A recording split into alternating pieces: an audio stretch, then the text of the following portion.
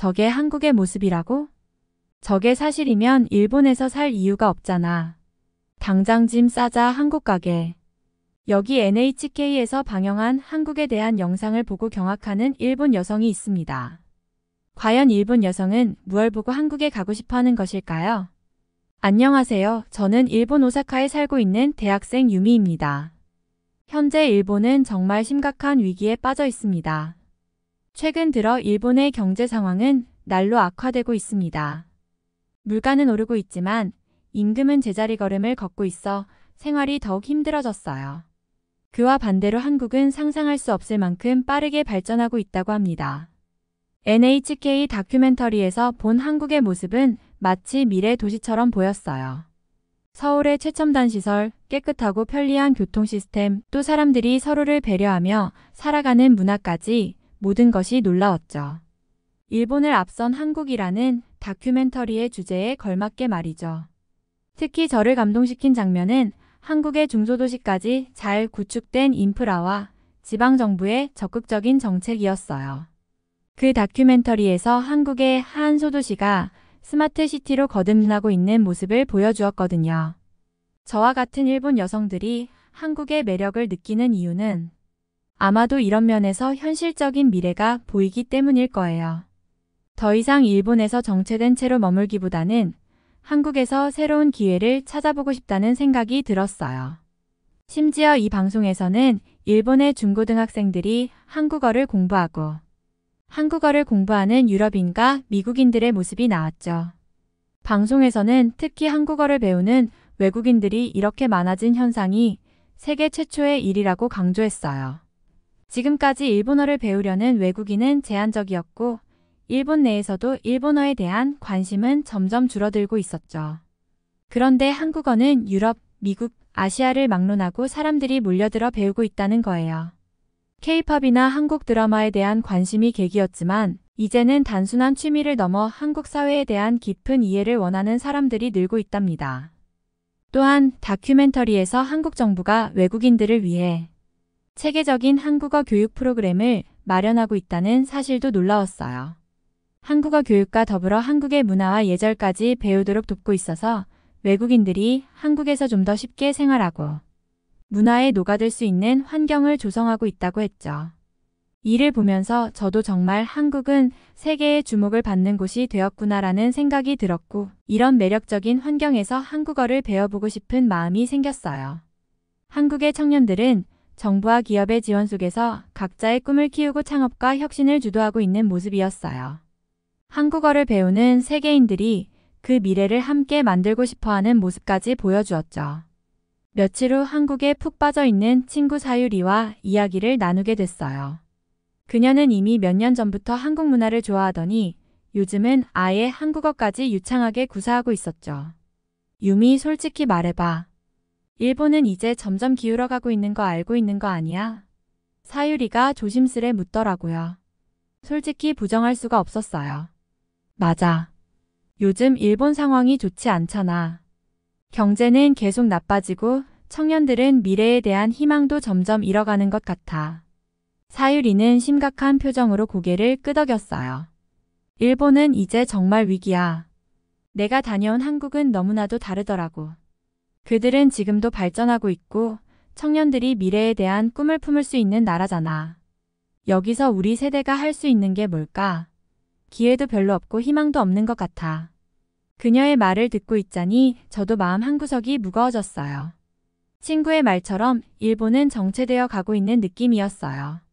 반면에 한국은 다큐멘터리에서 봤던 그 모습 그대로 빠르게 변화하며 활기를 띠고 있었죠. 사유리, 그래서 한국에 가고 싶어. 제가 물으니 그녀는 잠시 생각에 잠기다가 고개를 끄덕였어요. 응, 한국에서라면 내 꿈을 펼칠 기회가 더 많을 것 같아. 이제는 정말 한국으로 떠날 준비를 해야겠어. 사유리는 이야기를 이어갔어요. 유미, 너 혹시 일본이 지금 정말 위험하다는 말 들어본 적 있어? 후지산이 곧 폭발할 가능성도 있다고 하더라. 그리고 일본 전역에 대지진과 쓰나미가 닥칠 가능성도 높아지고 있대. 그게 진짜야? 저는 믿기 어려운 표정으로 사유리를 바라봤어요.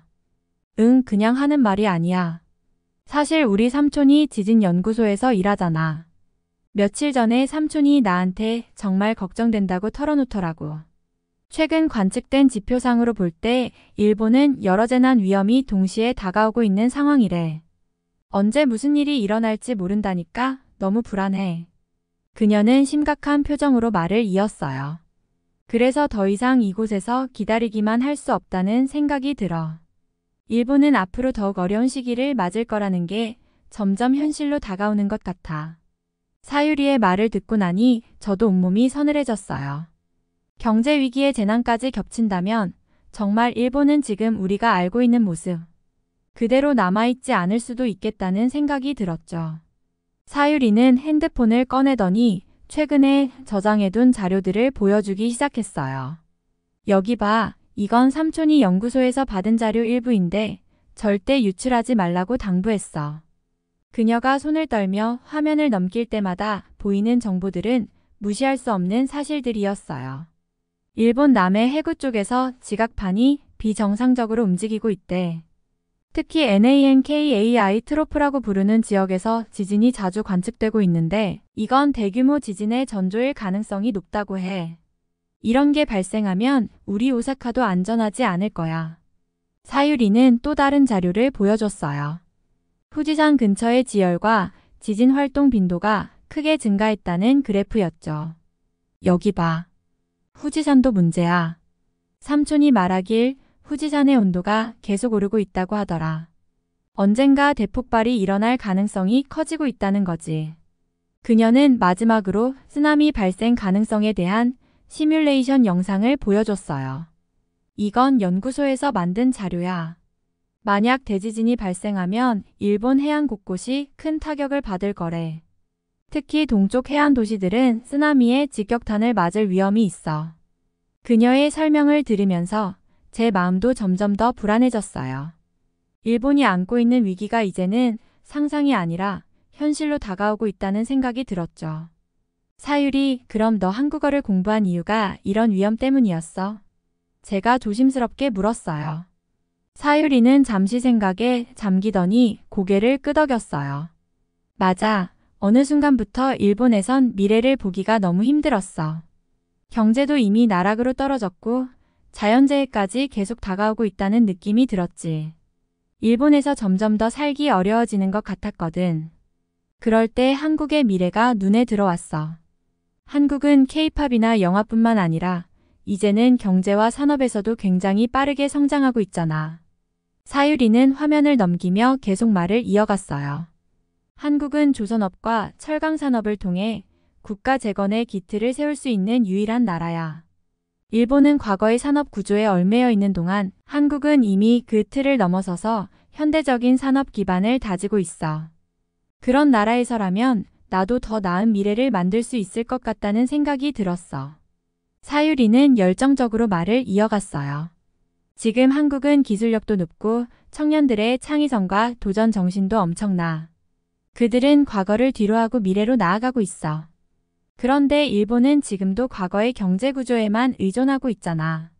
이대로라면 우리는 점점 더 뒤처질 거야. 그녀의 말이 제 마음에 깊이 와닿았어요. 사유리는 단순히 한국어를 배우는 것이 아니라 새로운 기회를 찾고 미래에 대한 희망을 찾기 위해서 한국을 바라보고 있던 거였죠.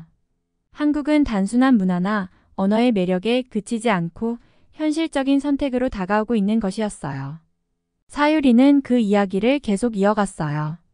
그리고 트럼프가 당선된 이후 한국의 조선업은 세계적으로 무척 중요해졌어.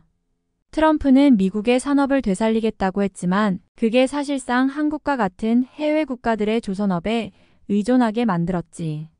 미국은 원자재나 대형 선박을 만드는데 필요한 기술력을 많이 가지고 있지 않아서 그 일을 맡을 수 있는 나라는 한국밖에 없거든. 그래서 한국의 조선업이 세계 시장에서 점점 더 큰 역할을 하고 있다는 거구나. 제가 물으니 사유리는 눈을 빛내며 대답했어요. 맞아. 한국은 그야말로 조선업의 선두주자야. 이제는 중국이나 일본을 제치고 글로벌 시장에서 가장 큰 영향력을 미치고 있어. 트럼프의 정책 덕분에 미국 역시 한국의 조선업에 의존하고 있으니까 한국 경제에 엄청난 기회를 안겨준 거지. 이런 점에서 한국은 미래의 경제 강국으로 자리매김하고 있다는 생각이 들어. 사유리는 정말 확신에 찬 목소리로 말을 했어요. 그렇기 때문에 한국에서 일하고 살고 꿈을 쫓는 것이 나에게도 더 큰 가능성을 제공할 거라고 믿어. 일본의 미래가 불확실하고 경제가 정체되어 있는 지금 한국은 점점 더 발전하고 있다는 게 나에게 큰 희망을 줘. 그녀의 말에 깊이 공감하며 저도 점점 더 한국이 선택할 수 있는 한 나라로서 중요한 의미를 지닌다는 사실을 실감하게 됐어요. 사유리는 깊은 한숨을 내쉬며 말을 계속했어요. 사실 일본에서도 이제 이런 문제를 다들 알고 있어. 많은 유능한 사람들이 한국어를 배우기 시작했잖아. 그들은 이미 일본에서 미래를 찾을 수 없다는 걸 느끼고 한국으로 눈을 돌리고 있는 거야. 한국의 발전 속도와 일본의 상황을 비교하면 정말 큰 차이가 나거든. 그녀는 잠시 말을 멈추고 생각에 잠긴 듯 보였어요. 그리고 NHK의 방송도 정말 충격적이었어. 그 다큐멘터리에서 한국의 최첨단 도시들을 다루었는데 그걸 보고 나니 일본과는 비교할 수 없을 정도로 발전하고 있다는 걸 실감하게 됐어. 서울은 물론이고 부산, 대전 같은 도시들도 스마트 시티로 빠르게 변하고 있고 그 인프라가 어떻게 그렇게 빠르게 구축될 수 있는지 정말 놀라웠지. 일본의 도시는 여전히 몇십 년 전의 모습에서 크게 벗어나지 못한 곳이 많잖아. 그리고 교통이나 편의시설도 한국처럼 효율적이지 않고 도로와 건물들 역시 낡아가고 있어. 일본은 이제 어느 순간부터 진짜로 더 이상 나아지지 않을 것 같다는 생각이 들어. 사유리는 말을 이었어요. 반면 한국은 모든 것이 빠르게 변하고 그 변화를 실시간으로 느낄 수 있어. 특히 교통 인프라나 스마트 기술을 접할 때마다 일본에서 살아가는 게 점점 더 답답하게 느껴지더라니까. 한국에서는 미래가 보이는 반면 일본은 계속해서 과거에 머물고 있는 느낌이야. 사유리의 말은 점점 더 무게감이 실리기 시작했어요. 일본은 이미 경제적으로나 사회적으로 위기에 봉착해 있고 많은 사람들이 그 사실을 인식하고 있다는 걸 알게 됐어요. 그리고 그 위기 속에서 한국의 발전은 하나의 눈에 띄는 대안처럼 다가왔어요. 저는 사유리의 말을 들으면서 그녀가 말하는 한국에 대한 가능성에 대한 확신이 점점 커졌어요. 물론 한국어를 할 줄 모르지만 사유리의 열정과 믿음에 저도 모르게 설득당하고 있었죠. 저는 한국어를 배우는 게 그리 쉬운 일은 아니겠지만 그 길을 함께 걸어보기로 마음먹었어요. 사유리, 내 말이 맞는 것 같아. 사실 내가 한국어를 배운다고 생각조차 하지 않았던 게 일본이라는 작은 섬에서만 살고 있다는 사실 때문이잖아. 한국 다큐멘터리를 보면서 정말 큰 충격을 받았어.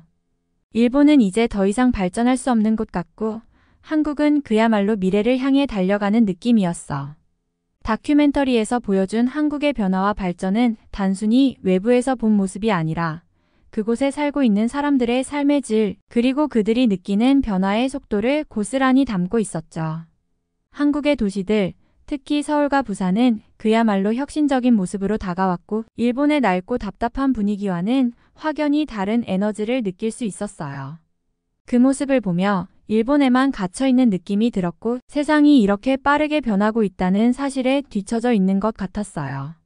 사유리, 너랑 함께 한국에 가면 그곳에서 새로운 시작을 할 수 있을 것 같아. 한국어가 어렵겠지만 내가 너와 함께라면 배우는데 문제없을 거라고 믿어. 제가 말하자 사유리는 미소를 지으며 고개를 끄덕였어요. 그래, 우리 함께 가자. 한국은 이제 우리가 가서 직접 보고 배워야 할 나라야. 내가 한국어를 배우면 정말 많은 기회가 열릴 거야. 다 함께 더 나은 미래를 위해 도전해보자. 그날 밤 저는 사유리와 함께 한국으로 향할 길을 마음속으로 준비하며 더 이상 일본에서 그저 떠밀려 사는 삶에 안주하지 않기로 결심했어요. 사유리와 함께 한국에 대해 이야기하면서 저는 점점 더 그곳에 가고 싶은 마음이 커졌어요. 사실 대학교 방학 동안 서유럽 여행을 계획했던 저의 계획은 이제 별로 중요하지 않다고 느꼈어요. 예전에는 서유럽이 갖는 문화적 매력에 끌렸지만 그곳보다는 한국이 훨씬 더 매력적인 목적지가 되었다는 걸 깨달았죠. 사실 나는 원래 서유럽 여행을 다녀오려고 했었어. 하지만 그건 이제 별로 중요하지 않다는 생각이 들었어. 서유럽에 갈 바에는 한국에 가는 게 훨씬 저렴하고 배울 점도 많을 거라는 걸 알게 됐거든. 저는 여행 계획을 바꿔 한국을 선택하는 것이 훨씬 현명한 선택이라고 확신했어요. 얼마 전 프랑스에서 열린 올림픽에 대한 다큐멘터리를 봤는데 그걸 보면서 한국보다 후진국이라는 것을 깨달았어요. 다큐멘터리에서 프랑스는 몇 가지 큰 문제를 안고 있었고 그들의 교통 시스템, 도시 인프라 등에서 아직 개선이 필요하다는 점을 느꼈죠. 그와 비교할 때 한국은 이미 많은 부분에서 현대화가 되어 있고 기술적으로나 사회적으로도 빠르게 발전하고 있다는 걸 실감할 수 있었어요. 프랑스 올림픽 다큐를 보고 나니 한국은 정말 다른 차원에서 발전하고 있다는 걸 확신할 수 있었어. 프랑스는 아직 해결해야 할 문제들이 많더라. 그런 걸 보고 나니 한국이 얼마나 빠르게 성장했는지 그곳에서 내가 배울 수 있는 점이 많다는 생각이 들었어. 사유리도 고개를 끄덕이며 말했어요. 맞아. 그 다큐멘터리에서 보여준 프랑스의 모습은 생각보다 많이 뒤처져 있더라. 한국은 정말 빠르게 변화하고 있고 그 변화를 직접 느끼고 배울 수 있는 기회를 놓치면 안 된다고 생각해. 저는 이제 한국이 단순히 여행지가 아니라 제 삶의 새로운 방향을 제시할 수 있는 중요한 곳으로 다가왔다는 걸 깨닫게 되었어요. 더 이상 서유럽 여행에 끌리지 않고 한국에서 새로운 도전을 시작하는 게 정말 중요한 일임을 느꼈죠. 한국 여행은 정말 생각보다 훨씬 더 멋졌어요. 그 중에서도 한강은 정말 인상 깊었습니다. 한강은 단순한 강이 아니라 서울의 심장 같은 존재라는 느낌을 받았어요. 사실 제가 한강에 대해 처음 들었을 때는 그저 큰 강 정도로 생각했었는데 직접 가서 보니 그 크기와 아름다움이 정말 대단하더군요. 한강은 세계에서 가장 폭이 넓은 강 중 하나라고 하죠. 그 크기와 흐름에 압도당하면서 자연의 위대함을 제대로 느낄 수 있었어요. 그리고 또 놀랐던 점은 도쿄나 오사카처럼 일본의 주요 도시들은 전통적으로 인공수로 시스템을 사용해 물을 순환시킨다는 사실이에요. 이런 시스템은 전력을 사용해 모터를 돌려야 하니까 에너지 소비가 많은데 한강은 그런 점에서 자연의 순환 시스템을 그대로 느낄 수 있었습니다. 한강의 물은 흐르는 자연 그대로의 모습을 간직하고 있었고 그 풍경은 정말 멋졌어요. 도시와 자연이 완벽하게 조화를 이루고 있는 모습이었죠. 한강이 이렇게 멋질 줄은 몰랐어. 제가 사유리에게 말했어요. 한국의 자연을 이렇게 잘 보존하고 있다는 게 너무 인상 깊었어. 도쿄나 오사카는 대부분 인공적인 구조인데 한강은 자연 그대로의 아름다움이 살아있어. 사유리는 고개를 끄덕이며 웃었어요. 맞아, 한강은 서울의 얼굴 같은 존재지. 자연과 도시가 하나로 이어져서 정말 평화롭고 멋진 느낌이야. 서울에 살면 이 강을 언제든지 가까이서 느낄 수 있다는 게 참 좋더라. 그 순간 저는 한국이 단순한 여행지 이상으로 그곳에서 살고 싶은 마음이 점점 커졌어요. 한강의 물처럼 한국의 미래도 자연스럽게 흘러가며 발전할 거라는 느낌을 받았죠. 한국의 역사 유적을 돌아다니며 일본과 관련된 양식을 자주 볼 수 있었는데 처음에는 그 양식들이 일본에서 온 것이라고 생각했습니다. 예를 들어 일본의 전통적인 건축 양식이나 스타일이 한국의 유적에서도 보였기 때문이에요. 하지만 점차 알게 된 것은 사실 그 양식들은 일본이 아니라 한국에서 영향을 받아 만들어진 것들이라는 점이었습니다. 한국이 일본에 미친 영향을 정확히 알게 되면서 한국이 일본의 발전에 중요한 역할을 했다는 사실을 깨달았죠. 특히 일본의 전통 건축 양식이나 문화적 요소들이 한국에서 영향을 받은 것들이 많았다는 사실을 알게 된 순간 큰 충격을 받았습니다. 예를 들어 일본의 궁전이나 신사건축 양식, 그리고 조각 기법 등은 한국에서 유래한 것들이 많고 일본의 문화는 많은 부분에서 한국의 영향을 받았다는 것입니다. 일본의 불교 문화 또한 한국을 통해 전파되었고 일본의 고대 왕국들도 한국의 백제나 신라와 깊은 연관이 있었죠. 한국에서 본 유적들 중 일부가 일본에서도 비슷하게 보였을 때 처음엔 일본의 영향을 받은 것이라 생각했지만 알고 보니 그 반대였다는 사실을 알게 된 것이 흥미로웠어요. 한국의 문화가 일본에 많은 영향을 주었고 그로 인해 일본이 발전하는 데 큰 역할을 했다는 사실을 알고 나니 한국의 역사와 문화가 얼마나 깊고 중요한지 다시 한번 깨달을 수 있었습니다. 이게 일본의 유적이라 생각했는데 사실 한국의 영향을 받은 거라니 정말 놀라워 저는 사유리에게 말했어요. 한국이 일본에 이렇게 큰 영향을 끼쳤다는 걸 몰랐어. 사유리는 고개를 끄덕이며 답했어요. 맞아. 일본이 한국에서 영향을 받았다는 사실을 알고 나면 한국의 역사와 문화가 얼마나 중요한지 새삼 느껴지지. 일본도 많은 부분에서 한국의 영향을 받았고 그 덕분에 발전할 수 있었던 거야. 이렇게 여행을 하면서 한국의 유적들과 일본의 관계에 대한 새로운 사실을 배우고 그동안 몰랐던 한국의 중요성을 다시 한번 느낄 수 있었습니다. 그 무렵 한국에 있으면서 일본에서 일어난 지진 소식을 접하게 되었습니다. 일본에서는 지진이 발생했다는 뉴스가 연일 보도되었고 그 소식을 듣고 나니 마음이 무거워졌어요. 일본에 있을 때는 항상 지진에 대한 불안감을 느끼며 살아갔고 어느 순간에는 그 불안이 일상처럼 되어버렸었죠. 하지만 한국에 와서 생활하면서는 그런 불안감에서 벗어날 수 있었습니다. 한국은 지진의 위험이 상대적으로 적고 자주 발생하지 않아 정말 편안한 마음으로 지낼 수 있었어요. 한국에 오니 이렇게 평화롭고 안전하다는 걸 실감하네. 저는 사유리에게 말했어요. 일본에 있을 때는 늘 지진에 대비해야 하고 산사태나 쓰나미 같은 자연재해에도 걱정이 많았는데 여기서는 그런 걱정이 전혀 없어서 좋아. 사유리는 고개를 끄덕이며 응답했어요. 맞아. 일본은 항상 자연재해에 대한 대비를 해야 해서 정말 스트레스가 많아. 특히 쓰나미나 산사태 같은 큰 재해가 언제 올지 모른다는 걱정은 항상 마음에 남아있거든. 한국은 지진이나 자연재해의 발생 빈도가 낮아서 그런 면에서는 정말 안전하게 느껴졌어요. 물론 한국에도 자연재해는 있지만 일본에서 겪은 것들에 비해 상대적으로 덜 위험하게 느껴졌죠. 그래서 한국에서 생활하는 동안에는 더 평온한 느낌을 받았고 그 점이 마음을 놓게 만들어 주었어요.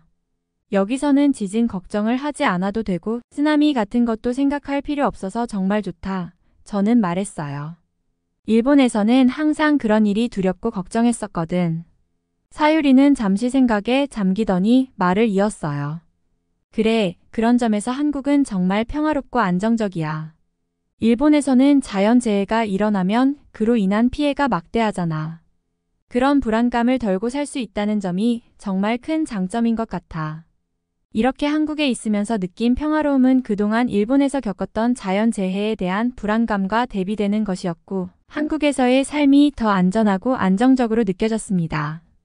그리고 한국의 지하철 시스템은 정말 세계 최고라고 느껴졌어요. 일본에서도 지하철을 자주 탔지만 한국 지하철은 편리함과 안전성이 정말 뛰어났습니다. 특히 현금을 쓰지 않고 모두 카드로 결제하는 시스템이 마음에 들었어요. 일본에서는 여전히 현금을 자주 쓰기도 하지만 한국은 거의 모든 것이 카드나 모바일로 해결되니까 편리하고 빠르죠. 카드 한 장으로 탑승하고 내릴 수 있는 시스템 덕분에 현금을 다룰 필요가 없어서 굉장히 효율적이었어요. 또한 한국의 지하철에서 특히 인상 깊었던 것은 강한 지하철 안전문이었습니다. 일본의 지하철에도 안전문이 있지만 한국의 안전문은 더 튼튼하고 안전하게 느껴졌어요. 그 덕분에 지하철을 탈 때 사고에 대한 걱정 없이 안심하고 탑승할 수 있었습니다. 지하철에 타는 순간 사람들이 아무리 급하게 내리거나 타려고 해도 그 안전문 덕분에 사고를 예방할 수 있을 것 같다는 생각이 들었죠. 한국의 지하철 시스템은 정말 편리하고 안전한 것 같아 저는 사유리에게 말했어요. 현금을 안 쓰고 모두 카드로 해결할 수 있다는 점도 너무 좋고 안전문 덕분에 사고 걱정을 하지 않아도 되니까 정말 안심이 돼. 사유리는 고개를 끄덕이며 대답했어요. 맞아. 한국의 지하철은 정말 편리하고 안전해. 현금을 쓰지 않아서 빠르고 안전문 덕분에 사고가 거의 일어나지 않으니까 정말 안심하고 탈 수 있지. 이렇게 한국에서 지하철을 이용하면서 느낀 점은 효율적이고 안전하며 일상생활에서 큰 불편함 없이 이용할 수 있다는 것이었습니다. 일본에서도 지하철은 잘 관리되고 있지만 한국의 시스템이 더욱 현대적이고 편리하게 느껴졌습니다. 그리고 이 상황은 정말 감동적이었어요. 버스를 타려고 했을 때 제 교통카드에 잔액이 없다는 사실을 깨닫고 당황했던 일이 있었거든요. 어떡하지? 돈이 부족한데? 라고 생각하면서 사유리에게 물었어요. 그런데 사유리의 카드도 마찬가지로 잔액이 부족해서 결국 둘 다 버스를 탈 수 없는 상황이었어요. 그때 한 중년 남성이 우리 쪽으로 다가오더니 말없이 버스 요금을 대신 내주겠다고 하더군요. 순간 조금 놀랐어요. 어떻게? 라고 말하려던 찰나 그 남성은 아주 자연스럽게 우리의 요금을 함께 결제하고는 웃으며 괜찮아요. 마음 쓰지 마세요 라고 말씀하셨어요. 그 말이 정말 따뜻하게 느껴졌고 한국에서의 친절한 사람들의 모습을 또 한 번 느낄 수 있었어요. 정말 감사합니다. 라고 고마움을 표현했지만 그 남성은 그저 웃으며 잘 여행하세요 라고만 말씀하셨죠. 너무 감사해서 그저 고맙다는 말만 반복하며 버스에 올랐어요. 그 친절한 행동은 제게 큰 인상을 남겼고 한국 사람들의 따뜻함을 실감할 수 있었던 순간이었어요. 사유리도 그 남성의 친절에 놀라며 한국은 정말 다르다고 말했어요. 이런 순간에 따뜻한 마음을 보여주는 사람들이 있다는 게 정말 대단해. 맞아. 이럴 때 보면 한국 사람들의 친절함이 정말 특별해. 저는 고개를 끄덕이며 대답했어요. 한국에서의 여행 중 그런 작은 친절들이 모여 큰 감동을 주었고 그 덕분에 한국이 더 좋아지게 된 순간들이 많았어요. 버스를 타지 못할 뻔한 상황에서도 그 남성 덕분에 불편함 없이 여행을 계속할 수 있었고 한국에서의 따뜻한 경험은 저에게 큰 의미로 남았습니다. 한국에서의 경험을 생각하니 일본에서 겪었던 상황이 떠오르네요. 단돈 1엔이 부족했던 그 순간 정말 당황스러웠어요. 버스를 타고 있었는데 동전을 들고 요금을 확인했을 때 잔액이 부족하다는 생각이 들었을 때요. 그 순간 정말 어떻게 해야 할지 몰랐어요. 어떡하지? 단 1엔이 부족한데 그때는 버스기사님이나 주변 사람들이 도와줄 거라고 기대했지만 아무도 도와주지 않았어요. 그냥 버스에서 내리라는 말을 듣고 다시 내릴 수밖에 없었죠. 아무리 작은 금액이라도 그때는 그 차이를 메울 수 있는 사람이 아무도 없다는 사실이 너무 당황스럽고 외로움을 느꼈어요. 정말 고립된 느낌이 들었죠. 하지만 한국에서의 경험은 그와는 전혀 달랐어요. 단 1엔의 차이라도 도와주지 않았던 일본과 달리 한국에서는 한 중년 남성이 즉시 저희를 도와주었죠. 그 차이가 정말 크게 느껴졌고 그 순간에 대한 감동이 지금도 마음에 남아요. 일본에서는 그 작은 차이를 해결할 수 없었지만 한국에서는 정말 따뜻한 마음을 가진 사람들이 있다는 걸 다시 한번 실감했어요. 사유리도 그때 일본에서의 경험을 떠올리며 그때 일본에서는 아무도 도와주지 않았는데 한국은 정말 다르다고 말했어요. 저 역시 그 차이를 느끼며 정말 한국은 친절하고 따뜻한 사람들이 많아라고 대답했죠. 그때의 경험은 정말 두 나라의 문화 차이를 몸소 느낄 수 있었던 순간이었어요. 일본에서는 타인에게 큰 관심을 두지 않는 경향이 있는 것 같아요. 특히 공공장소에서 길을 잃거나 어려운 상황에 처해도 대부분의 사람들이 그냥 지나치는 경우가 많아요. 일본 사회는 개인주의적 성향이 강한 편이라 타인의 사정에 크게 개입하지 않으려는 경향이 있는 것 같습니다. 반면 한국에서는 그런 상황이 전혀 달랐어요. 그 중년 남성이 아무런 대가 없이 저희를 도와주었을 때 정말 놀랐어요. 한국에서는 타인에게 도움을 주는 것이 아주 자연스럽게 느껴졌고 그분의 친절함에 깊은 감동을 받았어요. 이럴 때 도와주는 사람이 있다는 게 정말 따뜻하구나 그런 생각이 들었죠. 한국에서는 사람들이 타인의 어려움에 더 민감하게 반응하는 것 같아요. 누군가가 도움이 필요하면 그 사람을 도와주려는 사람들이 꼭 나타나기 마련이에요. 일본에서 경험했던 냉정함과는 너무 다른 점이었죠. 한국 사람들은 다른 사람의 고통이나 어려움을 외면하지 않고 실질적으로 도움을 주기 위해 나서는 경우가 많다고 느꼈어요. 그때 한국에서 느꼈던 따뜻한 마음이 아직도 가슴속에 남아 있습니다. 정말 한국은 사람이 사람을 배려하는 문화가 깊이 뿌리내려져 있어서 타인에게 관심을 가지는 일이 자연스러워 보였어요. 이런 경험은 일본에서 느꼈던 고립감과는 전혀 다른 따뜻하고 인간적인 느낌을 줬습니다. 그리고 제가 일본어를 사용하며 한국어를 거의 할 줄 모르자 카페 주문을 할 때에 직원이 자신의 스마트폰을 꺼내서 번역기를 사용해서 말을 하는 모습은 너무 감동이었습니다. 제가 한국어를 잘하지 못해 주문할 때마다 조금 당황스러웠거든요. 일본어를 사용하긴 했지만 카페에서는 대부분 한국어로 대화가 이루어지기 때문에 어떻게 주문을 해야 할지 몰라 망설이고 있었죠. 그때 카페 직원이 저를 보고 친절하게도 스마트폰을 꺼내서 번역기를 실행하더니 화면을 저에게 보여주며 말을 시작했어요. 이렇게 말씀하시면 됩니다. 라고 하면서 번역기를 통해 주문 방법을 설명해 주었죠. 그 모습이 너무 인상 깊었어요. 보통은 언어가 다르니까 어쩔 수 없지 하고 그냥 지나칠 수도 있었을 텐데 이 직원은 전혀 그런 생각을 하지 않았어요. 오히려 제게 불편함을 최소화하려고 노력하는 모습이 정말 따뜻하게 느껴졌죠. 직원이 번역기를 사용하며 주문을 도와주면서 제게 어떤 메뉴가 더 인기가 많고 맛있다고까지 말해 주었어요. 휘핑크림 추가나 샷 추가를 하는지까지 물어보는데 이렇게까지 세심하게 신경 써주는 사람이 있다는 것이 정말 감동적이었죠. 그동안 일본에서 가게 직원들이 마주쳤을 때 대체로 그저 직무를 수행하는 느낌을 받았었는데 한국에서는 그 이상으로 고객을 배려하는 모습을 많이 봤어요. 그 직원은 단지 언어의 장벽을 넘어서 고객을 이해하려고 노력하고 있음을 보여줬어요. 이 작은 배려가 얼마나 큰 의미를 지니는지 깨달았고 한국의 사람들처럼 타인을 배려하는 마음을 나도 배우고 싶다는 생각이 들었어요. 한국에서는 언어의 차이를 넘어서서 서로에게 다가가려는 진심이 느껴지니 그 순간 제가 한국에서 겪은 따뜻한 경험은 오래도록 기억에 남을 것 같아요. 저는 그런 친절한 태도에 깊은 감사함을 느끼며 주문을 마쳤습니다. 그 순간 여기서 살고 싶다는 생각이 들 정도로 한국 사람들의 따뜻함에 감동했죠. 직원의 배려 덕분에 저는 불편한 상황을 겪지 않았고 오히려 한국에서의 생활이 점점 더 매력적으로 느껴졌습니다. 그 일이 있은 후 저는 한국어를 더 열심히 배우기로 결심했어요.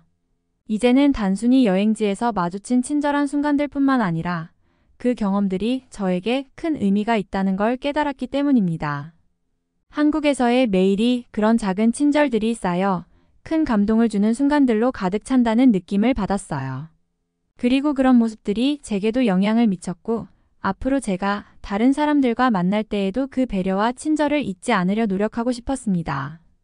그렇게 한국에서의 시간이 점점 더 소중해졌습니다. 한국에서의 매일은 새로운 경험으로 가득 차 있었고 친절한 사람들과 따뜻한 문화는 저를 편안하게 해주었어요. 이제 일본으로 돌아가는 것이 너무 아쉬웠습니다. 한국에서의 생활이 정말 행복했기 때문이었죠. 제가 일본으로 돌아가기 전에 이런 생각이 들었습니다. 왜 다시 일본으로 돌아가야 할까? 일본에 돌아가면 또 일상에 묶여서 반복되는 생활을 해야 할 텐데 한국에서 느꼈던 따뜻함과 배려가 그리울 것 같다는 생각이 들었어요. 일본에서는 사람들이 서로 간의 거리가 멀고 타인의 일에 신경 쓰지 않는 경우가 많았는데 한국에서는 사람들의 따뜻한 마음과 배려가 모든 순간에 드러났기 때문에 그런 분위기에서 계속 살고 싶다는 생각이 커졌습니다. 그리고 한국에서 경험한 친절함이나 편리함을 떠올리면 일본으로 돌아가는 것이 정말 아쉬웠어요. 일본에서는 매일매일의 일상이 더 많은 경쟁과 스트레스 속에서 살아가야 했고 그에 비해 한국은 훨씬 더 평화롭고 여유로워 보였어요. 특히 교통 시스템이나 일상적인 편리함, 그리고 사람들의 열린 마음까지 모든 게 너무 달라서 일본으로 돌아가고 싶지 않았습니다. 한국에서 겪은 경험들을 계속해서 간직하고 싶었고 그 따뜻한 분위기 속에서 더 많은 시간을 보내고 싶었어요. 그래서 결국 일본으로 돌아가는 날 마음 한편에는 무척 큰 아쉬움이 남았어요. 한국에서의 여유롭고 행복했던 시간이 정말 그리울 것 같았습니다. 일본으로 돌아가는 길 공항에 도착했을 때부터 그 불편함을 실감할 수 있었습니다. 한국에서의 여행을 마친 후 일본 공항에 도착했을 때 그 아날로그적인 시스템이 너무나 불편하고 구식이라는 생각이 들었어요. 한국의 공항은 매우 현대적이고 효율적이었고 모든 것이 스마트하고 빠르게 처리되는 시스템에 익숙해져 있었는데 일본 공항은 그 반대였어요. 체크인 절차도 복잡하고 자동화된 시스템이 거의 없어서 사람의 손을 많이 타야 했습니다. 대기 시간도 길었고 공항 안은 전체적으로 어수선하고 비효율적인 느낌을 받았죠. 이런 점에서 일본이 여전히 예전 방식에 머물러 있다는 느낌을 지울 수 없었어요. 그에 비해 한국의 공항은 전 세계적으로도 손꼽히는 수준의 시설과 시스템을 자랑하는데 그 차이를 직접 경험하고 나니 더욱 일본이 후진국처럼 느껴졌습니다. 특히 한국에서는 공항을 비롯한 모든 인프라가 기술적이고 현대적이었기 때문에 이곳에서 돌아가면 마치 한 발짝 뒤로 가는 듯한 기분이었어요. 일본은 너무 많은 부분에서 혁신에 뒤처져 있다는 인상을 받았고 이런 차이를 깨닫고 나니 일본으로 돌아가는 게 정말 싫었습니다. 한국에서 느꼈던 편리함과 현대적인 분위기가 그리워졌고 일본의 구식 시스템이 오히려 더 불편하게 다가왔죠. 그 순간 한국에서의 경험이 얼마나 특별하고 진보적이었는지 다시 한번 절실히 깨닫게 되었습니다. 일본으로 돌아가기 전까지 이런 차이를 미처 생각하지 못했는데 지금은 그 격차가 너무 크게 느껴졌어요. 한국에서의 경험이 제게 더 많은 가능성과 희망을 안겨주었고 이제는 일본에 돌아가는 것이 너무 아쉽고 불편하게만 느껴졌습니다. NHK 다큐멘터리에서 본 한국은 그야말로 현실 그 자체였어요. 방송에서 보여준 모습 그대로 한국은 정말 말도 안 될 정도로 발전한 나라였죠. 저는 방송을 통해 한국의 모습에 깊은 인상을 받았는데 그곳을 실제로 경험하면서 방송이 말한 것보다 훨씬 더 멋지고 발전된 모습을 볼 수 있었습니다. 서울의 고층 빌딩들, 최신식 교통 시스템, 스마트한 도시 인프라 등은 한국이 얼마나 빠르게 변화했는지 실감하게 했어요. 사실 방송에서 다룬 것만 해도 한국은 정말 놀라운 성과를 이룬 나라라고 생각했는데 그곳에서 살면서 더 많이 배우고 경험하게 되니 방송보다 더 좋은 나라라는 느낌이 들었습니다. 한국은 단순히 경제적으로만 발전한 것이 아니라 사람들의 삶의 질과 도시 환경까지 모든 면에서 혁신을 이루어낸 곳이었어요. 그리고 방송을 통해 보여준 그 모습은 그저 예시일 뿐 실제로 한국은 더 발전하고 발전 중이었어요. 내가 한국에서 직접 느낀 것은 방송에서 다룬 그 이상이었고 한국의 현대적인 시설과 사람들의 태도는 정말 인상 깊었습니다. 그곳에서 생활하고 일하는 방식도 효율적이고 무엇보다 사람들 간의 배려와 협력이 뛰어나서 이 나라의 미래는 정말 밝다고 생각했죠. 이제 한국을 떠나 일본 일상으로 돌아가야 하는 현실이 더욱 아쉬워졌습니다. 방송을 통해 봤던 그 발전된 모습은 실제로 경험하면서 더욱 실감할 수 있었고 한국은 방송보다 더 나은 나라라는 확신을 가지게 되었으니까요. 중국 문화가 한국 문화에 영향을 미친 예를 들어보죠. 오히려 한국 문화가 중국에 영향을 끼쳤습니다. 중국과 한국의 문화에 대한 이야기가 오가는 강의실, 두 학생이 언성을 높이는 와중에 교수님이 상황을 종결시켜 버립니다. 과연 강의실에서는 무슨 사연이 있을까요? 안녕하세요. 저는 프랑스에서 국제관계학 학사과정을 밟고 있는 20대 영국인 소피아입니다. 어릴 적부터 저는 굉장히 호기심이 많은 아이였어요. 제 부모님은 두 분 다 학문에 관심이 많으셔서 저에게도 항상 다양한 책을 읽게 하고 여러 나라의 문화를 접할 기회를 주셨어요. 아버지는 역사학자였고 어머니는 문학을 전공하셔서 제가 어린 시절부터 자연스럽게 학문과 문화에 노출될 수 있었답니다. 특히 아버지께서는 여러 나라의 역사와 정치 이야기를 자주 들려주셨는데 그때부터 세계의 다양한 나라들과 그 나라들이 어떻게 연결되어 있는지에 대해 관심을 가지게 된 것 같아요. 어머니는 저에게 여러 언어를 배우도록 격려하셨고 그 덕분에 저는 영어뿐만 아니라 프랑스어와 독일어도 어느 정도 익힐 수 있었어요. 저는 영국의 작은 시골 마을에서 자랐습니다. 조용하고 평화로운 곳이었지만 늘 바깥 세상에 대한 동경이 있었죠. 부모님께서는 저의 이런 꿈을 이해해 주셨고 고등학교를 졸업한 후 유럽의 여러 나라를 여행할 수 있도록 지원해 주셨어요. 그때 처음으로 프랑스에 와보았고 이곳의 문화와 분위기에 매료되었죠. 파리는 특히나 저에게 너무나도 매력적인 도시였어요. 거리마다 다양한 예술과 역사가 숨쉬고 있었고 사람들의 자유롭고 개방적인 태도는 저에게 큰 인상을 남겼어요. 그래서 대학 진학을 고민할 때 망설임 없이 파리로 오기로 결심했답니다. 저에게는 엠마라는 정말 친한 친구가 있어요. 엠마는 저와 초등학교 때부터 함께한 친구로 저의 모든 것을 알고 있는 사람입니다. 엠마와 저는 늘 함께 다니며 많은 것을 공유했죠. 엠마는 제가 유럽 여러 나라를 여행하고 싶다고 했을 때도 가장 먼저 지지해 주었고, 파리로 유학을 오겠다고 결심했을 때도 옆에서 용기를 북돋아준 사람이에요. 엠마는 저와 달리 영국의 남아교사로 일하고 있지만 우리는 여전히 서로 연락하며 지내고 있어요. 엠마는 제가 한국에 대해 관심을 가지기 시작했을 때도 함께 공부하자며 응원해 주었답니다. 그녀는 한국 드라마와 케이팝을 저보다 먼저 접하고 있었기 때문에 저에게 많은 정보를 알려주기도 했죠. 엠마와의 우정은 제게 큰 힘이 되었고 한국에 대한 관심을 키우는 데에도 많은 영향을 주었어요. 현재 저는 유럽의 다채로운 학문적 분위기 속에서 열심히 공부하고 있어요. 파리의 대학에는 정말 많은 나라에서 온 학생들이 모여 있답니다. 아시아, 아프리카, 그리고 남미에서 온 학생들까지 있어서 서로 다른 경험과 생각을 나누는 것이 정말 흥미로워요. 이렇게 다문화적인 환경 속에서 공부하다 보니 자연스럽게 여러 나라의 역사와 문화에 대해서도 깊이 있게 알아갈 기회가 많아졌죠. 사실 파리에서는 다양한 일이 일어나는데요. 그 중에서도 매주 열리는 다양한 문화축제나 박람회는 절대 놓칠 수 없답니다. 문화와 예술이 넘쳐 흐르는 이 도시는 매 순간이 설레는 것 같아요. 며칠 전에는 한국, 일본, 그리고 중국 학생들 사이에서 벌어진 뜨거운 토론이 있었어요. 주제는 바로 동아시아의 근대 역사와 경제 발전이었죠. 사실 저는 동아시아 문화에 대한 지식이 부족하다고 생각했지만 이번 토론을 통해 많은 것을 배우게 되었답니다. 수업이 시작되자마자 각국 학생들이 열정적으로 발언을 이어가는 모습을 보고 저는 그들의 생각이 얼마나 다른지에 대해 큰 충격을 받았어요. 그들은 정말 열정적이었어요. 물론 저는 살짝 멍해지기도 했지만 계속 집중하려고 노력했죠. 그들이 내뱉는 역사적 사실과 수많은 주장들 속에서 살짝 어리둥절할 때도 있었답니다. 중국 학생들이 먼저 발언을 시작했어요. 중국은 동아시아의 중심국가였고 수천 년 동안 주변국들에게 문화를 전파해 왔습니다.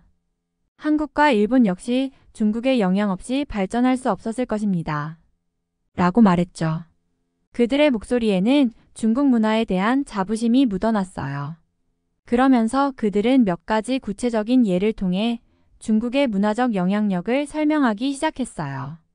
첫 번째로 한자와 문자 문화의 전파에 대해 이야기했어요. 중국은 고대부터 한자를 사용해왔고 그 영향으로 한국과 일본에서도 한자를 받아들여 사용하기 시작했습니다. 특히 한국의 고대 문헌인 삼국사기나 일본의 고사기에도 한자가 쓰여 있죠. 한국의 한글이 발명되기 전까지 한자는 한국의 주요 문자였고 일본은 지금까지도 한자를 사용하고 있습니다. 그들은 이 예시를 통해 중국의 문자와 기록 문화가 주변국에 얼마나 큰 영향을 미쳤는지 강조했어요. 다음으로 그들은 중국의 유교 사상에 대해 언급했어요. 유교는 중국의 공자가 창시한 사상인데 한국과 일본에서도 이 사상을 바탕으로 사회의 질서와 가치를 형성했습니다. 한국에서는 조선시대의 유교가 국가의 공식 이념으로 채택되었고 일본에서는 에도시대의 유교가 교육과 윤리의 근간이 되었죠. 유교를 통한 문화적 전파는 단순한 철학적 영향에 그치지 않고 그들의 삶의 방식과 사회적 규범에 큰 영향을 미쳤어요. 학생들은 이런 예를 통해 유교가 동아시아 국가들의 가정, 교육, 국가 제도에 깊숙이 스며들어 있다는 것을 설명했답니다. 또한 그들은 차 문화에 대해서도 이야기했어요. 중국에서 차를 마시는 문화가 발전하면서 한국과 일본에도 차 문화가 전파되었습니다. 한국에서는 다도가 발전하여 차를 마시며 마음을 다스리는 전통이 생겼고 일본에서는 다도의 형식과 예절을 더욱 정교하게 발전시켜 왔습니다. 중국 학생들은 차 문화가 단순히 음료 문화를 넘어 동아시아의 예술과 철학에 중요한 영향을 미쳤음을 강조했어요. 중국의 차 문화가 한국과 일본에서 어떻게 각자의 전통으로 자리 잡게 되었는지에 대해 열정적으로 설명했죠. 마지막으로 중국 학생들은 건축과 예술에서의 영향을 예로 들었어요. 중국의 궁궐 양식과 사원 건축 양식은 한국과 일본에서도 볼 수 있습니다. 특히 한국의 경복궁이나 일본의 교토 궁궐은 중국의 궁궐 건축 양식을 참고해 지어진 것입니다. 또 도자기와 서예도 중국에서 시작되어 한국과 일본에서 각각 발전했습니다. 중국의 청아백자는 한국과 일본의 도자기 문화에도 큰 영향을 미쳤어요. 그들은 건축과 예술의 전파가 단순히 형식을 넘어 서로의 미의식을 공유하고 발전시키는 과정임을 설명하며 중국 문화의 영향력에 대해 자부심을 드러냈어요. 이 모든 예를 통해 중국 학생들은 중국이 동아시아의 문화적 뿌리로서 많은 역할을 했다고 주장했어요. 그러자 한국 학생이 손을 들고 말을 이어갔습니다. 물론 중국이 한국에 많은 영향을 준 것은 사실이지만 한국은 독자적인 문화와 역사를 가지고 있습니다. 옆 나라니까 영향을 서로 주고 받았던 것은 맞지만 한국의 문화가 중국에 넘어간 것도 많습니다. 한국은 우리의 방식으로 발전해 왔으며 중국의 역사와 한국의 역사를 동일시하는 것은 큰 오해입니다. 우선 한국의 금속 활자 인쇄술을 예로 들 수 있습니다. 한국에서는 고려시대에 세계 최초로 금속 활자를 이용해 책을 인쇄하는 기술이 개발되었고 그 기술이 전파되면서 후에 중국과 서양에서도 영향을 받았죠. 특히 고려 대장경은 뛰어난 인쇄술과 기술력을 보여주며 한국의 기술 발전을 증명합니다. 이는 한국의 활자 인쇄술이 동아시아 인쇄 문화 발전에 기여했음을 보여주는 중요한 사례입니다. 또한 도자기 분야에서도 한국의 독창적 기술이 중국에 영향을 끼쳤습니다. 조선시대에 발전한 백자와 청자는 한국의 특유의 미적 감각과 기술력이 돋보이는 예술품으로 특히 고려 청자의 아름다움은 당시 중국에서 큰 관심을 받았고 일부 기술이 전해지기도 했습니다. 한국의 청자는 중국의 영향을 받으면서도 독자적으로 발전했고 이후 중국 내에서도 고려, 청자의 영향을 받은 도자기 양식이 생겨났습니다. 뿐만 아니라 한국의 유교 문화와 관련된 다양한 학문과 의례도 중국에 영향을 미쳤습니다. 조선시대 한국에서는 유교가 나라의 통치 이념으로 자리 잡으면서 성리학이 깊이 발전했는데 조선의 성리학자들이 중국 성리학자들에게도 학문적으로 교류하며 영향을 미쳤습니다. 한국 성리학자들은 중국 성리학을 바탕으로 더 발전된 학문 체계를 만들었고 이를 통해 양국 간 지식과 철학의 교류가 활발히 이루어졌죠. 음악과 무용에서도 한국의 독창성이 중국에 영향을 미친 예가 있어요. 한국의 전통 악기 중 일부는 중국에서 높은 관심을 받았고 특히 판소리나 사물놀이 같은 독창적 공연 예술은 전해지면서 중국에서도 그 가치가 알려졌습니다. 한국의 전통 무용과 민속 공연은 한국적인 에너지와 리듬감으로 주목받아 중국 내에서도 한국의 예술적 표현에 관심을 가지게 되었죠. 이처럼 한국과 중국은 역사적으로 서로 영향을 주고받으며 문화와 전통을 발전시켜왔습니다. 그러나 한국은 중국과는 다른 고유의 미적 감각과 정신을 가지고 독자적으로 발전해왔으며 그 과정에서 한국 문화가 중국에 미친 영향도 적지 않았습니다.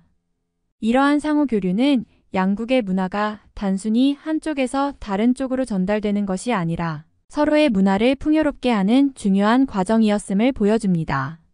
한국 학생의 당당한 발언에 저는 감탄을 금할 수 없었어요. 논리적이고 자신감 있는 모습이 인상적이었죠. 그런데 그 순간 제 옆에 있던 엠마는 몰래 피식 웃더라고요. 엠마는 항상 진지한 순간에 살짝 웃음을 터뜨려서 분위기를 풀어주는 매력이 있어요. 그러던 중 일본 학생이 나서서 이렇게 말했어요. 일본은 한국과 중국 모두와 복잡한 관계를 가지고 있지만 우리는 우리만의 길을 걸어왔습니다. 특히 근대화 과정에서 일본은 스스로의 힘으로 서양의 기술과 문화를 받아들여 빠르게 성장할 수 있었습니다. 일본 학생의 말에는 자부심과 동시에 약간의 경계심이 느껴졌어요. 그 말을 들은 한국 학생은 다시 한번 반박했고 토론은 점점 더 뜨거워졌죠. 각국의 학생들이 각자의 입장에서 역사와 문화를 해석하며 열띤 논쟁을 벌이는 모습을 보니 동아시아에 대한 제 관심이 점점 커지기 시작했습니다. 저는 마치 역사의 한복판에 서 있는 기분이었어요.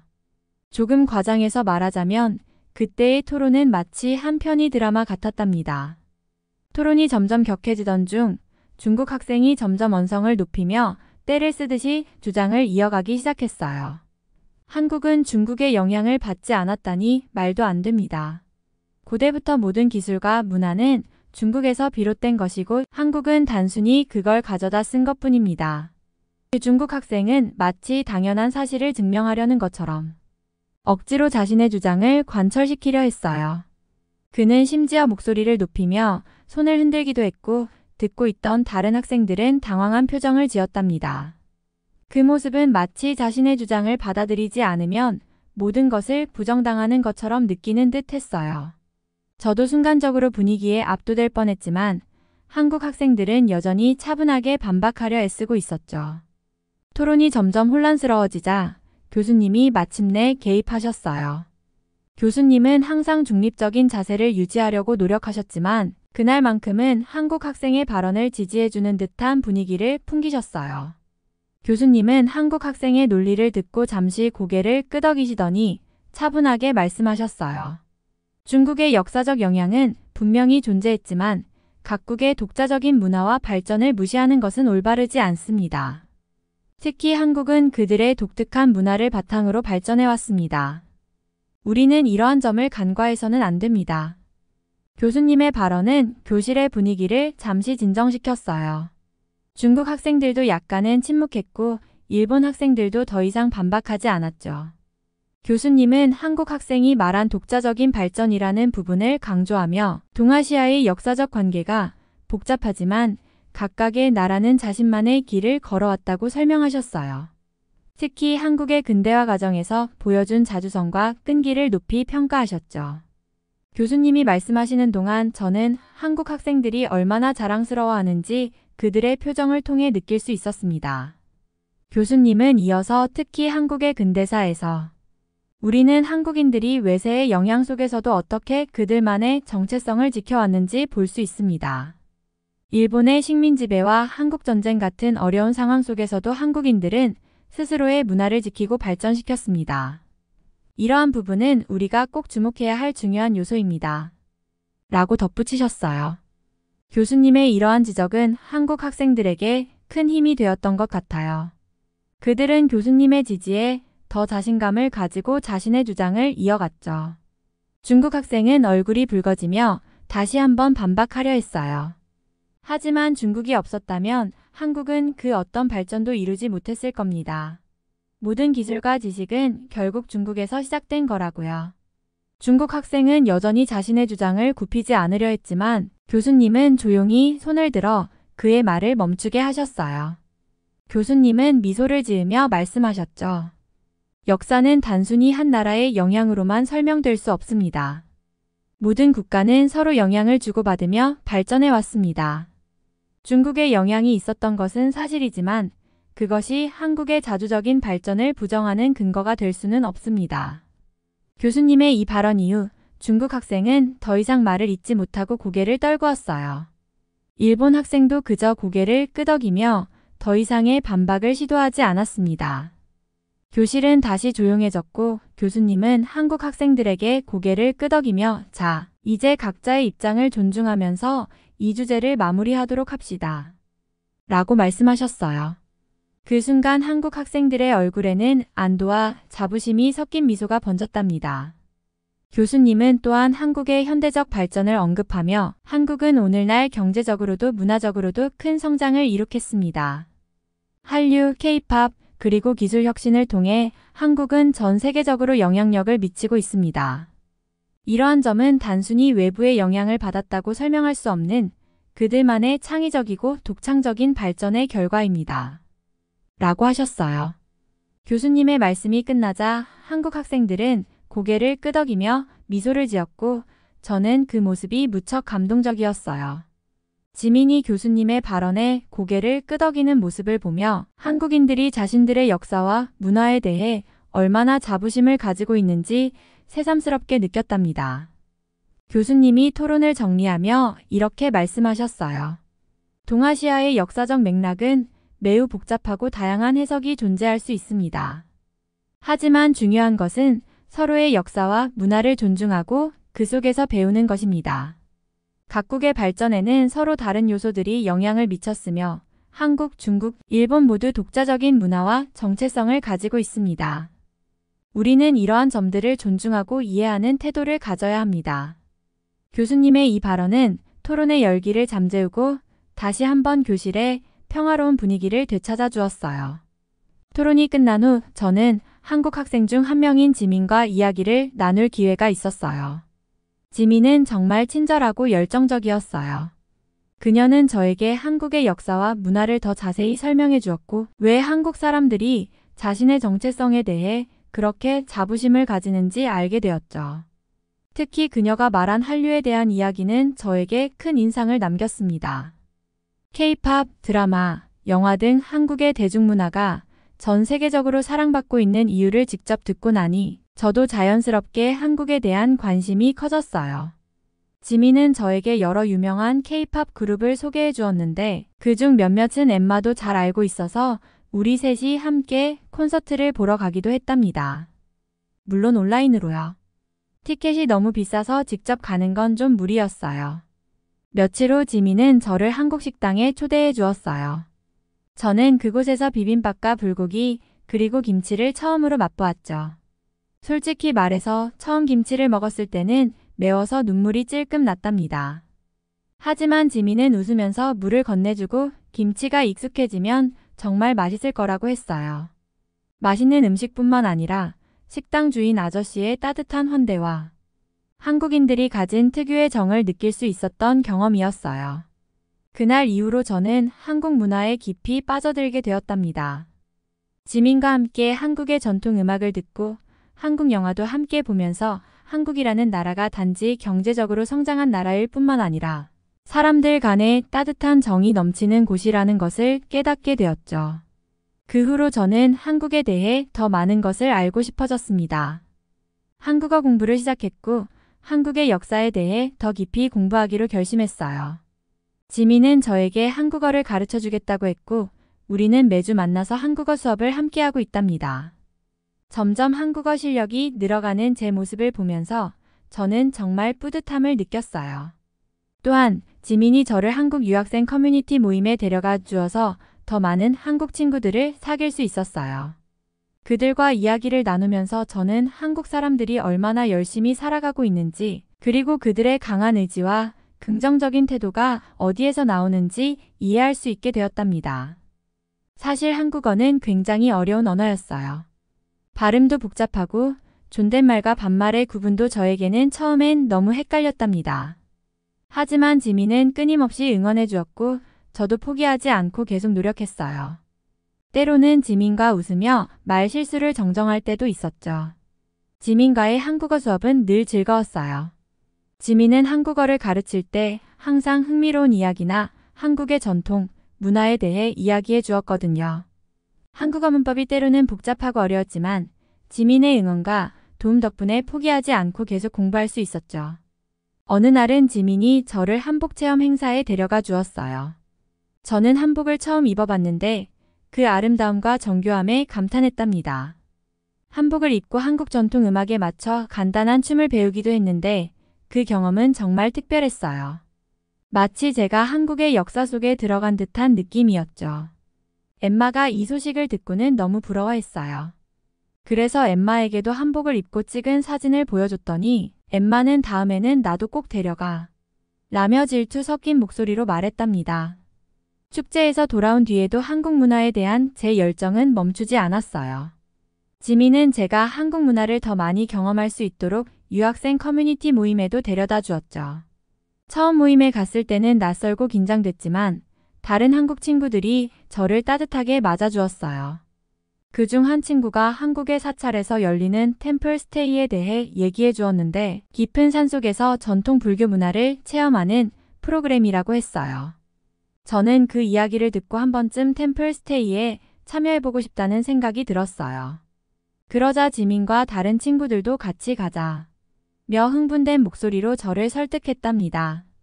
드디어 템플 스테이 날이 되자 우리는 이른 아침에 모여 사찰로 향했어요. 사찰에 도착하자 고요하고 신비로운 분위기에 마음이 차분해졌어요.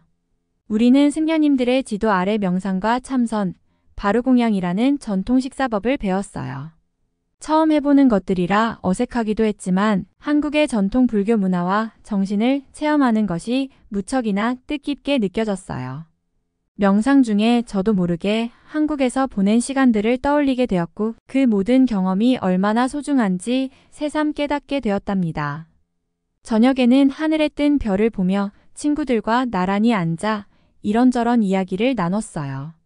지민이 한국에서는 별을 보고 소원을 비는 전통이 있다며 자신의 소원을 조심스레 이야기해 주었고 저도 제 꿈과 바람을 나누었어요.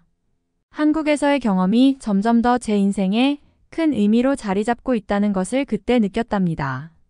그리고 한국 문화에 대한 이해가 깊어질수록 한국 사람들의 생활 방식과 가치관에 대해 더 많은 것을 알게 되었어요. 특히 한국인들이 가지고 있는 정이라는 개념이 저에게는 정말 인상 깊었어요. 정은 단순한 사랑이나 우정이 아닌 사람과 사람 사이에 오랫동안 쌓인 깊은 유대감이라고 지민이 설명해 주었죠. 한국 사람들은 가족뿐만 아니라 친구, 심지어는 이웃과도 이러한 정을 나누며 살아가고 있었어요. 지민의 가족을 만나게 되었을 때 그 따뜻함과 환대를 직접 느낄 수 있었답니다. 지민의 부모님은 저를 마치 오랫동안 알던 가족처럼 맞아주셨고 한국 가정의 따뜻한 분위기를 체험할 수 있었어요. 식탁 위에 가득 차려진 다양한 음식들과 함께한 그날의 저녁 식사는 정말 잊을 수 없는 기억으로 남아있어요. 엠마에게도 그 경험을 말했더니 그녀는 진짜 한국 가정에서 밥을 먹다니 넌 정말 운이 좋아 라며 감탄했답니다. 또한 한국의 역사적인 장소들도 방문하게 되었어요. 지민과 함께 경복궁에 가서 전통 궁궐의 웅장함을 직접 보았고 북촌 한옥마을을 걸으면서 한국의 전통 가옥인 한옥의 아름다움을 감상했어요. 한옥은 현대적인 건물들과는 달리 자연과 조화를 이루는 구조로 지어져 있어서 그곳에 있는 것만으로도 마음이 차분해지는 기분이 들었죠. 지민은 저에게 한국의 역사를 자세히 설명해 주었고 그 덕분에 저는 한국의 과거와 현재를 더 깊이 이해할 수 있게 되었답니다. 사실 경복궁에서는 지나가던 고양이 한 마리도 만났는데 지민은 그 고양이를 보고 너무 귀엽다며 한참을 따라다녔답니다. 저희 둘 다 고양이를 좋아해서 결국 그 고양이에게 이름까지 붙여줬어요. 경복이라고요. 특히 한국의 분단 역사에 대해 알게 되었을 때는 마음이 무거웠어요. 지민은 저에게 한국전쟁과 그로 인한 남북분단의 역사를 설명해 주었는데 그 이야기를 들으면서 저는 한국 사람들이 겪어야 했던 고통과 상처를 조금이나마 이해할 수 있었어요. 하지만 그럼에도 불구하고 한국 사람들이 보여주는 긍정적인 태도와 희망은 저에게 큰 감동을 주었죠. 어려운 상황에서도 서로를 돕고 희망을 잃지 않고 나아가는 모습에서 많은 것을 배웠답니다. 엠마와도 이 이야기를 나누었는데 엠마는 정말 대단한 사람들인 것 같아.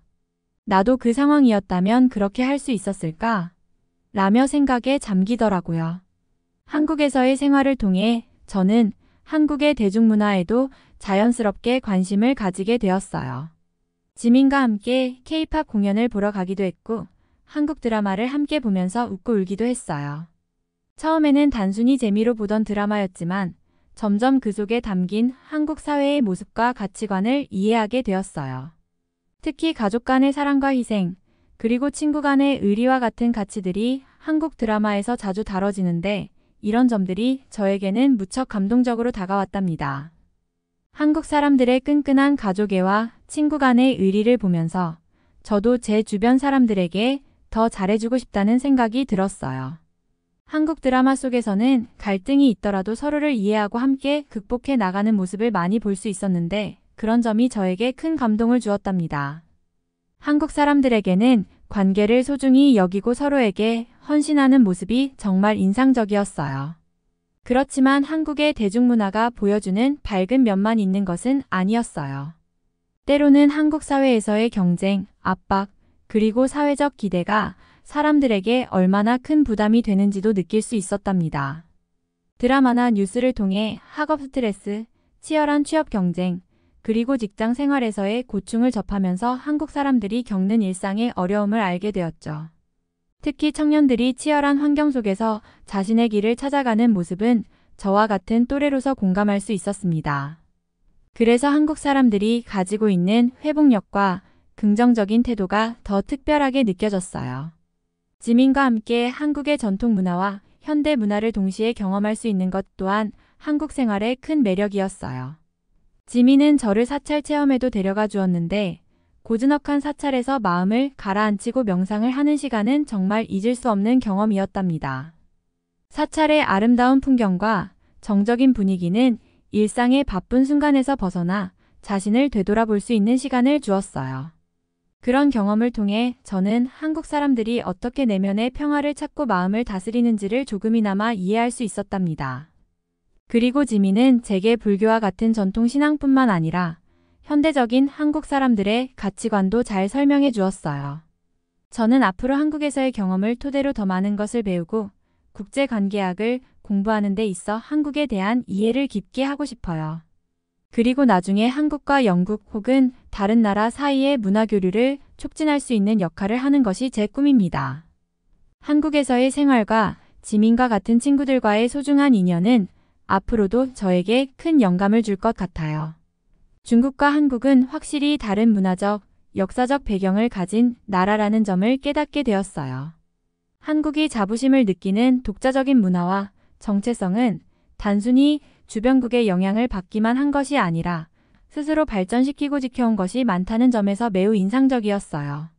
한국의 문화를 배우고 경험하면서 한국은 정말 독창적이고 강한 정체성을 가진 나라라는 사실을 느끼게 되었습니다. 특히 한국이 오늘날 세계적인 주목을 받는 이유는 그들의 문화, 경제, 기술 혁신 등 여러 분야에서 탁월한 성과를 이루었기 때문이에요. 한국은 K-팝, K-드라마, 한국 영화 같은 대중문화를 통해 전 세계적으로 사랑받고 있을 뿐만 아니라 IT, 반도체, 전자산업 등 기술과 산업에서도 큰 성과를 이루고 있어요. 이런 점들은 한국이 단순히 다른 나라의 영향을 받아 성장한 것이 아니라 스스로의 힘과 창의성으로 세계에 영향을 미칠 수 있는 독자적인 발전을 이루었다는 것을 보여줍니다. 한국 사람들의 끈기와 열정은 그들의 역사 속에서도 잘 드러나는 것 같아요. 어려운 시기에도 절대 포기하지 않고 더 나은 미래를 위해 힘을 합치는 모습이 인상적이었어요. 또한 한국인들은 정이라는 독특한 감정을 통해 사람들 간의 유대를 중요시하며 서로를 돕고 배려하는 문화를 가지고 있어요. 이런 점들이 한국이 오늘날 많은 사람들이 사랑하고 존경하는 나라로 자리매김하는 데 큰 역할을 한 것 같습니다. 제가 파리에서 한국에 대해 배우며 느낀 것은 한국이 단순히 경제적으로 강한 나라일 뿐만 아니라 문화와 정체성에 있어서도 세계 속에서 독보적인 위치를 차지하고 있다는 점이에요. 물론 모든 나라가 각자의 특별한 문화를 가지고 있지만 한국은 자신의 것을 세계에 널리 알리며 그 가치를 인정받고 있어요. 그만큼 한국인들이 그들의 나라에 대한 자부심을 느끼는 것이 이해가 됩니다. 한국은 정말 대단한 나라라는 생각이 들 뿐입니다. 이번 사연은 여기서 마무리하도록 하겠습니다. 끝까지 시청해주셔서 감사드립니다. 좋아요와 구독은 영상 제작에 큰 힘이 됩니다. 꼭 한 번씩만 눌러주세요. 감사합니다.